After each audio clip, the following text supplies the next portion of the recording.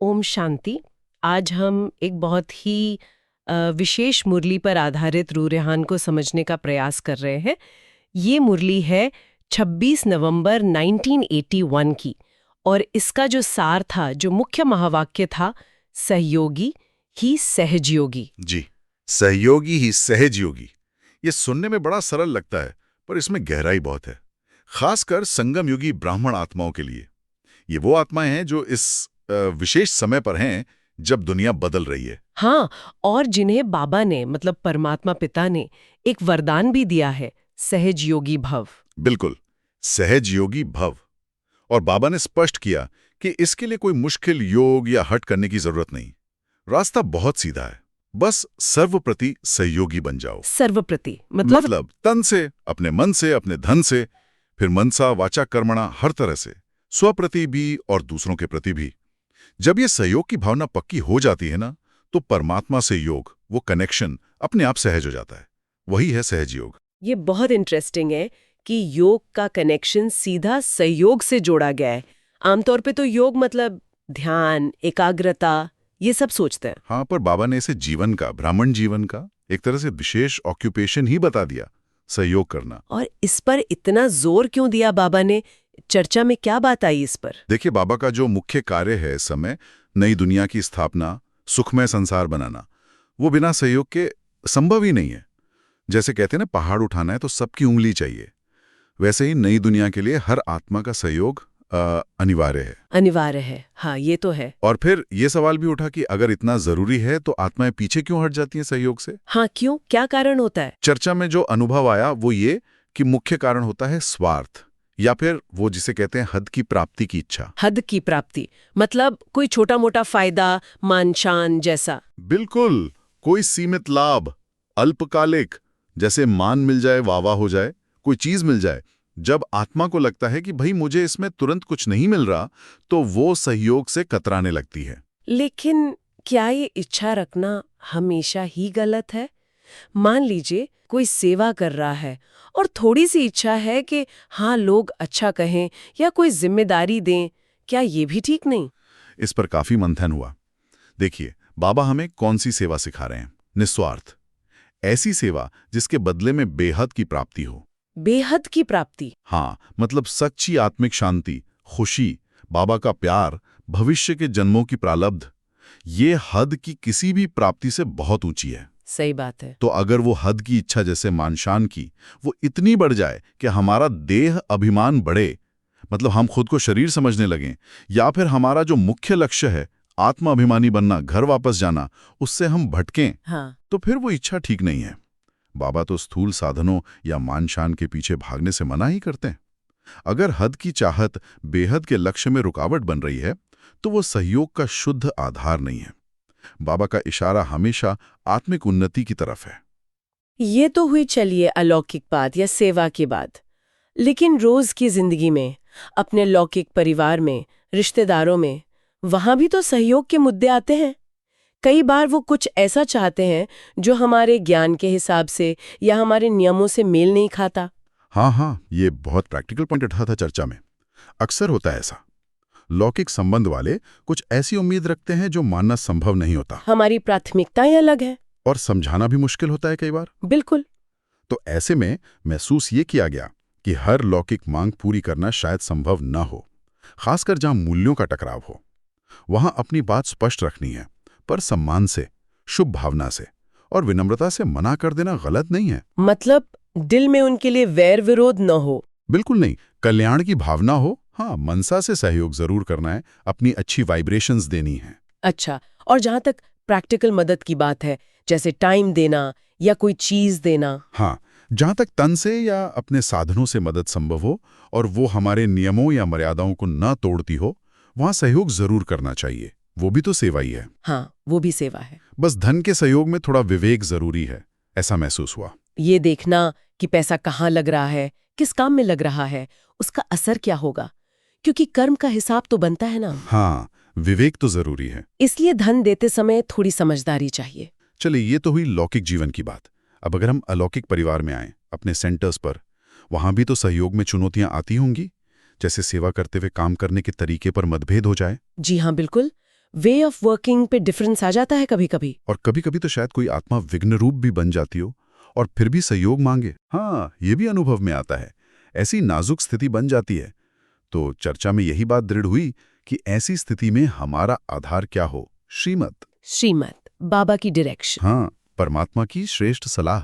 हमारी पहली प्राथमिकता है बाबा की सेवा, वो नहीं रुकनी चाहिए। अगर किसी के साथ विचारों का टकराव इतना बढ़ रहा है कि सेवा पर असर आ रहा है, माहौल बिगड़ रहा है, तो बहुत युक्ति से, शांति से खुद को उस टकराव से थोड़ा पीछे हटा लेना बेहतर है। पीछे हट जाना, लेकिन सेवा नहीं रुकने देनी, ये पक्का करना है। हो सकता है गुप्त रीति से करने पड़े या किसी और निमित्त आत्मा द्वारा पूरी करानी पड़े। मतलब टकराव से बचते हुए सेवा को फर्स्ट प्रायोरिटी देनी है। ये सुनने में तो ठीक है, पर शायद करना मुश्किल होता होगा। मुश्किल तब लगता है जब हम मैंपन में आ जाते हैं। मैं कर रहा हूँ, मुझे ही करना है। चर्चा में यही अनुभव शेयर हुआ कि जब हम बाबा को आगे रखते हैं, निमित्त भाव से करते हैं कि मैं तो इंस्ट्रूमेंट हूँ, कराने वाला बाबा है। हाँ, निमित्त भाव। तो ये निर्णय लेना बहुत सहज हो जाता है, बोझ हल्का हो जाता है, रास्ता साफ दिखता है। बाबा ने मुरली में एक और बहुत गहरी बात कही थी जिसका जिक्र हुआ था चर्चा में, कि योगी तो बहुत बनते हैं पर सहज योगी केवल संगम योगी ब्राह्मण आत्माएं ही बन सकती हैं। ऐसा क्यों? क्या फर्क है दोनों में? देखिए, योगी मतलब जुड़ा हुआ, याद में रहने वाला। लेकिन सहज योगी वो है जिसके लिए ये याद, ये स्थिति एकदम एफर्टलेस, नेचुरल हो गई है। और बाबा कहते हैं संगम योगी ब्राह्मण आत्माएं इसलिए सहज योगी बन सकती हैं क्योंकि उन्हें खुद वरदाता बाप का सहयोगी बनने का वरदान मिला है। अच्छा, ये वरदान है? हाँ, ये स्पेशल गिफ्ट है। और चर्चा में ये महसूस किया गया कि हमें इस वरदान की स्मृति में रहना है। जब याद रहता है कि हम बाबा के सहयोगी हैं और बाबा हमारा सहयोगी है, तो योग मुश्किल नहीं लगता, खुशी और शक्ति मिलती है। सहयोगी बनने का अभ्यास ही सहज योग तक ले जाता है। बिल्कुल, ये संगम युग की विशेष प्राप्ति है। बाबा ने सहयोग को और भी सूक्ष्म लेवल पे समझाया। उन्होंने कहा कि किसी के प्रति मन में असहयोगी भाव रखना, यहाँ तक कि उनकी गलती को ठीक करने का संकल्प भी एक तरह का असहयोग हो सकता है।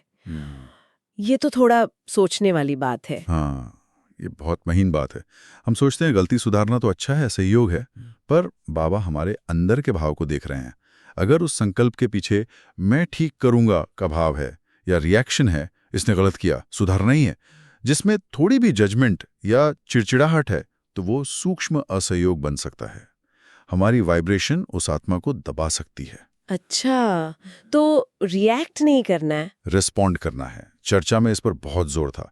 रिएक्ट मतलब तुरंत आवेश में आ जाना, रिस्पॉन्ड मतलब समझकर, शांति से, विवेक से व्यवहार करना। ज्ञान यही समझ देता है कि कैसे रिस्पॉन्ड करें, रिएक्ट ना करें। जी, बाबा तो इससे भी आगे गए, कहा कि कोई निंदा करे, गाली दे, अहित करे, तब भी सहयोगी बनो। ये कैसे हो सकता है? दुनिया में तो लोग ऐसे इंसान से बात भी नहीं करते। ये निसंदेह बहुत ऊंची स्थिति है और यही पुरुषार्थ है। चर्चा में बाबा का ही उदाहरण याद आया। एक बार किसी ने अखबार में यज्ञ के बारे में, बाबा के बारे में बहुत गलत लिखा। हाँ। बाबा ने गुस्सा नहीं किया, नफरत नहीं पाली, बल्कि शुभ भावना रखी और प्यार से समझाने भेजा। ग्लानि करने वाले को गले लगाना, अपकारी पर उपकार करना। हाँ, ये बिना गहरी आत्मिक स्थिति और ड्रामा के ज्ञान के संभव नहीं है। ड्रामा का ज्ञान मतलब ये समझना कि सब अपना अपना पार्ट बजा रहे हैं। बिल्कुल। जब ये निश्चय पक्का हो कि ये अनादि बना बनाया ड्रामा है, हर आत्मा निर्दोष अपना पार्ट बजा रही है, अपने संस्कार कर्म अनुसार, तब हम किसी को दोष नहीं देते। चर्चा में महसूस हुआ कि आत्माओं को ऐसे ही निर्दोष भाव से देखना है, उनके पाठ को समझना और खुद छुई मुई नहीं बनना। हाँ, बाबा कहते हैं ना, फीलिंग्स का फ्लू, जरा सी बात में हर्ट हो जाना, दिल दुख जाना। जैसे बाप दादा अचल अडोल हैं, वैसे बच्चों को बनना है। और देखिए, सहयोग की जरूरत ही कहाँ होती है? जहाँ कोई कमी होती है। सही बात है, जहाँ कमी है वहीं तो सहयोग चाहिए। परफेक्ट। आत्मा को क्या सहयोग चाहिए? कमजोर को, गलती करने वाले को ही तो सहयोग देना है। ये समझ तो सहयोग की भावना को बिल्कुल बदल देती है। कमी देखकर घृणा नहीं, सहयोग का भाव। अच्छा, अब एक प्रैक्टिकल अनुभव पर आते हैं जो चर्चा में उठा था। एक आत्मा जो एक सेंटर पर समर्पित थी, उसने दूसरे सेंटर पर कोई जरूरत देखी, शायद बाथरूम बनवाने की, और बिना अपने इंचार्ज को बताए वहां जाकर मदद की हामी भर दी, बाद में मन में उथल-पुथल हुई कि ये मर्यादा अनुसार था या नहीं। हाँ, इस पर काफी विचार हुआ था। इसमें दो बातें थीं। एक तो सेवा का भाव, वो बहुत अच्छा था।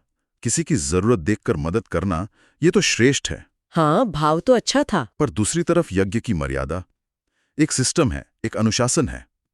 चर्चा में ये स्पष्ट हुआ कि बिना अपने निमित्त स्थान को बताए या पूछे बिना दूसरे सेंटर पर जाना या वहां सेवा हाथ में लेना, खासकर अगर आप समर्पित हैं, तो ये मर्यादा का उल्लंघन हो सकता है। सीता का उदाहरण भी याद किया गया था ना, मर्यादा रेखा लांघने का। जी हाँ, भिक्षा देना धर्म था, पर रेखा लांघना मर्यादा का उल्लंघन था। परिणाम अच्छा नहीं हुआ। तो क्या ये कह सकते हैं कि अगर कोई अच्छा काम करके भी मन में संशय हो, छिपाने का भाव आए, तो मतलब कहीं चूक हुई है? बिल्कुल, चर्चा का निष्कर्ष यही था। अगर मन खा रहा है, शांति नहीं है, तो मतलब प्रोसेस में या भाव में कुछ गड़बड़ हुई है। दिल साफ होता, सब मर्यादा से होता, तो मन हल्का रहता। यहां मर्यादा का प्रश्न था। एक सेंटर से दूसरे सेंटर जाने की, सेवा करने की भी एक विधि है। अनुमति लेना या सूचित करना सामान्य नियम है। लेकिन क्या इसमें युक्ति की कोई गुंजाइश नहीं? मान लीजिए लगे कि सेवा बहुत जरूरी है, श्रीमत अनुसार है, पर अनुमति शायद ना मिले। हाँ, ये भी बात आई कि हर सिचुएशन अलग होती है। विशेष परिस्थिति में अगर आत्मा को निश्चय है कि ये श्रीमत है, बहुत जरूरी है, और मर्यादा पालन में कोई वास्तविक बाधा है, तो बहुत युक्ति से, शायद गुप्त रीति से भी सेवा की जा सकती है। पर जोर इस पर था कि ये अपवाद हो, नियम नहीं, आदत ना बने। और ये भी देखना है कि सेवा अपने साधनों से हो रही है या यज्ञ के साधनों से। यज्ञ की चीज बिना पूछे इस्तेमाल करना तो बिल्कुल मर्यादा के खिलाफ है। हाँ, गुलजार दादी जी का उदाहरण भी था कि वो साबुन भी बिना पूछे नहीं लेती थी। जी। तो उस आत्मा के लिए फिर सार क्या निकला उस अनुभव से? सार यही कि जो हुआ, फुल स्टॉप, उससे शिक्षा लो। मन में उथल-पुथल हुई, मतलब चूक थी। भविष्य के लिए शिक्षा यही कि यथासंभव मर्यादा से चलो, और अगर इंचार्ज को सच बताने में संकोच हो रहा है तो खुद से पूछो क्यों, सत्य कार्य को बताने में झिझक क्यों। बिल्कुल सही। तो आज के सारे मंथन को समेटें तो कह सकते हैं कि सहयोग यही सेवा का सार है और यही सहज योगी बनने की विधि है। हाँ, किसी भी परिस्थिति में किसी भी आत्मा के प्रति, चाहे वो कैसी भी हो, मन में सहयोग की भावना रखना, साक्षी होकर उसके पाठ को देखना, अपने स्वमान में टिके रहना, यही सच्चा पुरुषार्थ है। इसमें कर्मों की गुह्य गति को समझना, किसी को दोष न देना, सब आ जाता है। ये नहीं सोचना कि मेरे साथ ऐसा क्यों, बल्कि ये समझना कि ये ड्रामा का पार्ट है, हिसाब किताब चुकतू हो रहा है। बिल्कुल। और अंत में चर्चा में सभी ने जैसे यही अनुभव किया कि हर हाल में हमारा सच्चा साथी, सच्चा सहयोग तो एक शिव बाबा की याद और उनकी श्रीमत ही है। जी। वही याद, वही श्रीमत हमें अचल अडोल रखती है, सहज योगी बनाती है, सहयोग करने की शक्ति भी वहीं से मिलती है। तो सहयोगी बनकर सहज योगी बनना, यही ज्ञान का प्रैक्टिकल स्वरूप है। इस गहरी समझ के साथ हम शायद अपने रोज के जीवन में सहयोग के सिद्धांत को और गहराई से देख सकते हैं, अपना सकते हैं, सिर्फ बाहर के कर्मों में नहीं, मन और विचारों में भी। ओम शांति। ओम शांति।